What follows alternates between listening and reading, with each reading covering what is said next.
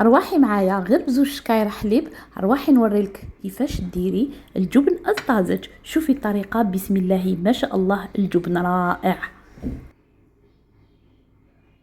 هنا الاخوات بعد ما كيما نقولوا صفيت هذاك الجبن تاعي كامل كيما راكم تشوفوا البنات، زوج شكاير صفيته كامل. درت لهم نزيد مغارف تاع خل باش نسيباري الجبن على الاخوات. كل شكاره حليب نديروا فيها زوج حبيبات فرماج. انا زدت حبه زياده الاخوات باش تجي ما شاء الله كيما نقولوا بنينه. نزيدوا عليها هكذا شويه نص مغرفه تاع ملح ونعجنوا هذاك الجبن تاعنا اللي كنا قطرناه.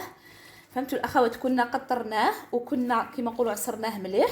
نزيدوا عليه 4 قلنا تاع الجبن والزبده والملح الاخوات، ونجوهنا ونعجنوه مليح مليح. البنات عجنوه بهذه الطريقه مليح. دوك تشوفوا كيفاش نكون الاخوات كيما راكم تشوفوا.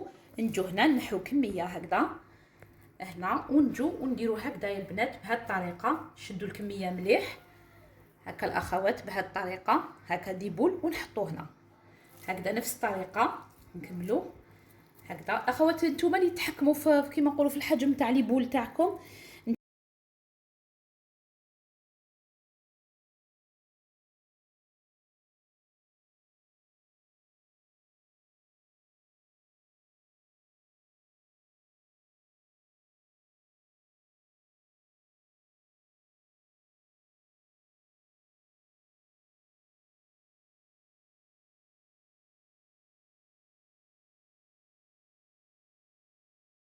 هنا الاخوات كيما راكم تشوفوا راني دورت كملت كاع الكميه تاعي. نجو هنا الاخوات اللي عندها بلاره كيما هكذا اخوات ديرها ديريكت في الزيت.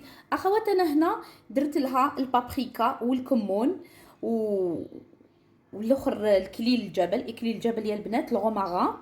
فهمتوا البنات؟ نجو هنا ونحطوها في زيت الزيتون كيما راكم تشوفوا بهذه الطريقه الاخوات. هكذا نحطوها ديريكت في زيت الزيتون. فهمتوا الاخوات؟ بهذه الطريقه يعني ما شاء الله يا البنات تقدروا يعني تحطوها مده عام كامل يا الاخوات ما راح يصرى معها والو. فهمتوا؟ تبقى معنا الاخوات، تبقى معنا مده طويله كما راكم تشوفوا. هذه هي كانت وصفتنا يا الاخوات الجبن المنزلي، يعني غير بزوج شكاير حليب يا البنات راح تخرج لنا الكميه هذه كامل. يعني اعتمدوها الاخوات، وصفه راهي على اليوتيوب وعلى تيك توك. وصفتي لحوريه كويزين لنهار اليوم. هذه هي وصفه الجبن بالزيت الزيتوني الاخوات، وصفه طبيعيه 100%. وشكرا.